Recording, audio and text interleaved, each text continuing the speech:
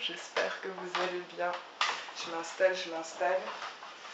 Et ben voilà, c'est la première vidéo dans mon nouveau chez moi. Je me suis dit que j'allais revenir avec des vidéos parce que je pense que ça fait presque 1 mois et demi que je n'en ai plus fait.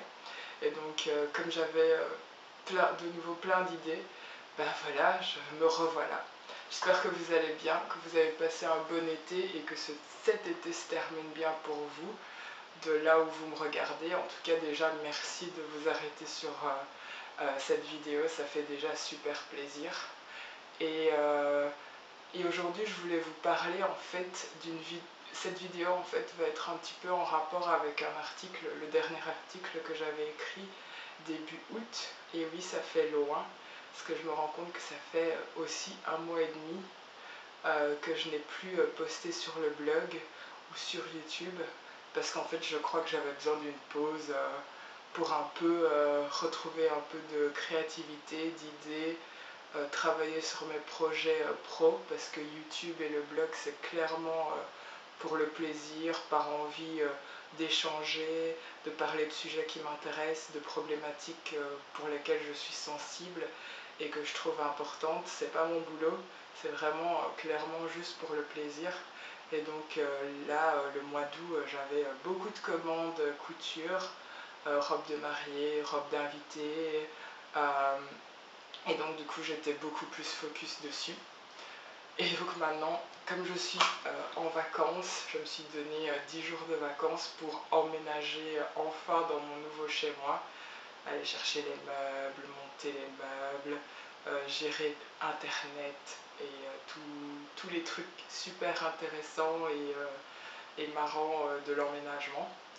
Tout ça comme introduction pour vous dire qu'en fait là je voulais parler de l'article de mes passions à mes emplois, parce que cette vidéo c'était plutôt par rapport à une intervention dans une émission que je pense que vous connaissez, On n'est pas couché, avec Laurent Ruquier, où l'une des chroniqueuses a dit à Grand Corps Malade, je pense, que le choix d'être artiste était rarement un plan A, était plutôt un plan B. On devient artiste faute de quelque chose ou par accident. Et quand j'avais entendu cette interview, ouais, alors la journaliste avait l'air de sous-entendre qu'en fait souvent la plupart des artistes étaient devenus artistes un peu faute de mieux, quoi, parce que pas le choix, parce que les autres voies étaient bouchées ou condamnées, ben, du coup elle devenait artiste. Et en entendant ça, je me suis rendu compte qu'en fait moi c'était pas du tout le cas en fait.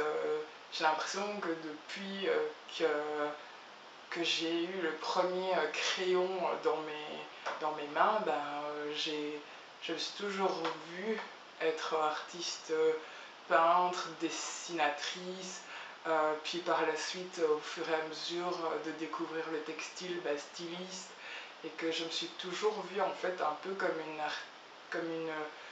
une nana qui allait constamment créer avec ses mains en fait, quel que soit le support, le média, l'outil, j'avais besoin de créer avec mes mains. Et donc dès l'âge de 8 ans, j'ai l'impression que c'était déjà très clair pour moi que j'allais devenir quelqu'un de manuel et artistique, quoi, et porté vers l'art et l'esthétique, parce que ça me parle. C'est pas forcément pour que ce soit beau. En fait, je vois plus l'art comme quelque chose qui me permet de m'exprimer. Je dis souvent à mes clientes ou à mes amis ou à mes proches que je crée parce que c'est ma manière de vivre, d'exister, de transmettre des choses, d'évacuer certaines choses que j'ai pas encore totalement digérées de mon parcours personnel, et qu'en peignant, et ben, ça me permet de l'exulter et de le sortir de moi ou de mieux le digérer. Et donc du coup, ouais, quand j'avais entendu cette phrase et tout le débat qui s'en est suivi sur les réseaux sociaux, ben, je me suis dit il n'y avait pas de parcours type à un artiste, c'était fort personnel en soi.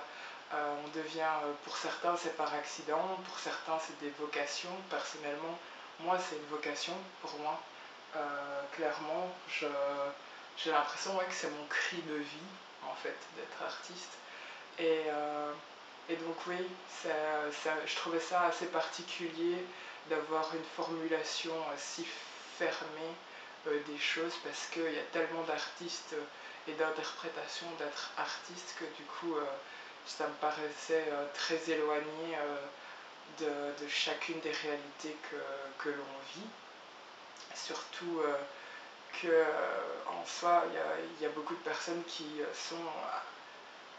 sont artistes et qui sont autre chose, et donc c'est pas qu'une seule chose, on peut pas être qu'une seule chose. Et je pense que c'est aussi fort la génération actuelle où on peut plus être une seule chose, on doit être assez polyvalent, pluridisciplinaire ou pluridirectionnel, parce que être spécialisé en une seule chose, je pense que c'est plus viable à l'heure actuelle. Et donc par exemple moi, c'est pour ça que très tôt je me suis dit comme t'adores dessiner, t'adores peindre, t'adores coudre, et le vêtement, soit tout ça à la fois quoi.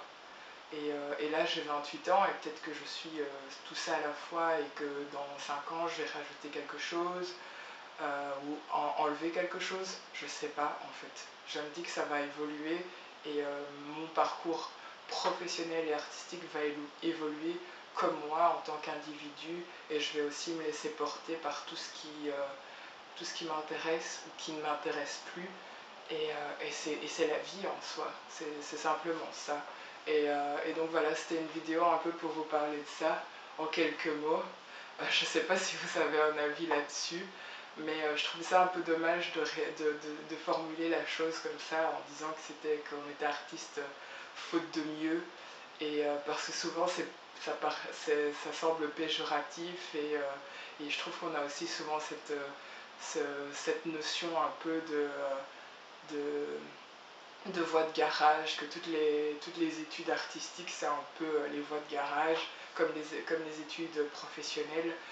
Le fait que par exemple j'ai fait de la couture, j'ai déjà entendu quand j'étais en période d'examen, ah mais de toute façon t'as rien à étudier toi, puisque tu dois juste coudre une ligne droite. Alors là j'étais là, non tu n'as pas vu mon cours, donc tu ne peux pas te permettre de dire ça. Et cette personne là faisait du droit, et donc sous prétexte qu'elle était à l'UNIF et que moi j'étais en haute école, en baccalauréat, et du coup minimisait ce que je faisais. Et ça arrive souvent, je trouve, que tout ce qui est métiers techniques, manuels ou artistiques sont dévalorisés au détriment de tout ce qui est universitaire, scientifique, etc. Et je trouve ça dommage, parce que chacun a sa voix, chacun a ses compétences, ses aptitudes, les choses qui intéressent ou qui ne les intéressent pas. Et je trouve que c'est la multiplication des talents et la diversification des talents qui fait qu'on arrive à créer une société qui tient la route quoi. Et si on le voit juste unidirectionnel, c'est un peu dommage quoi. Et donc voilà, je pense que j'ai un peu tout dit. Si vous avez des avis sur la question, n'hésitez pas à les laisser en commentaire. Ça me ferait plaisir d'engager le débat avec vous. Et voilà, c'était une vidéo pour me réintroduire sur YouTube et repapoter avec vous. N'hésitez pas à liker et à partager cette vidéo. Et je vous dis à la prochaine. Bisous, bye bye.